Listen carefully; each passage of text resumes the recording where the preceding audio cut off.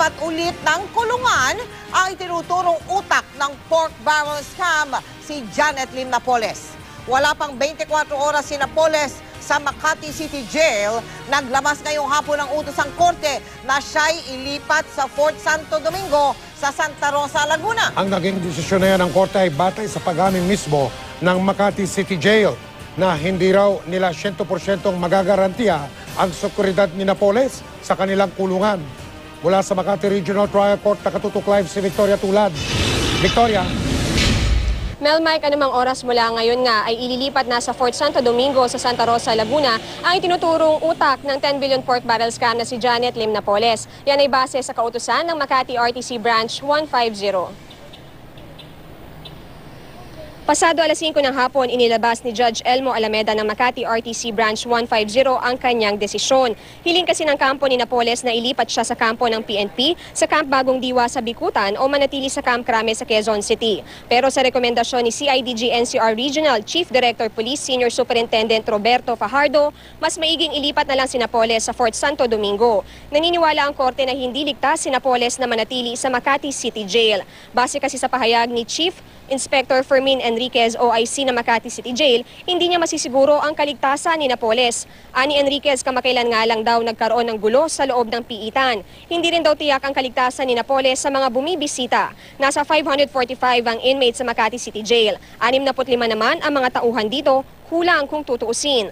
Ayon naman kay Fajardo sa ocular na ginawa nila sa Makati City Jail, nakita nilang hindi nga raw ligtas si Napoles doon. Sa Fort Santo Domingo ay kinulong noon sina dating Pangulong Joseph Estrada, Senador Gringo Honasan at MNLF Chairman Nur Miswari. Payag naman dito ang abogado ni Napoles. Ito po ay isang facility ng Special Action Force at ang perimeter yan ay 1 kilometer bago yung detention cell. So ang korte din at ang prosecution, ang state, dapat rin ma-concern. Unfortunately, Friday ngayon, kanya urgent yung motion kasi sana yung Sabado at Linggo, wag naman siyang madidetain pa rin. Hindi naman kinontra ng prosekusyon ang rekomendasyon na isa sa mga pagpipilian ng paglipatan kay Napoles ay sa Fort Santo Domingo. Pero hindi sila kumbinsido sa sinabi ni Enriquez na hindi nito kayang protektahan si Napoles habang nasa Makati City Jail. She is not a threat to anyone, but everyone is a threat to her. Sinusundan hindi lang siya, no, pati kami, ng mga kotse. Yung iba, tinitingnan namin naka-uniforme, so NBI siguro yun. Yung iba, wala namang uniforme. Sa ngayon, nagpapalpitate pa rin daw si Napoles dahil sa komplikasyon sa puso. Meron din siyang diabetes. Dumating din sa hearing ang mga abogado ng kapatid ni Napoles na si Reynald Lim. Pero ayon sa kanila, hindi nila alam kung nasaan ang kliyente.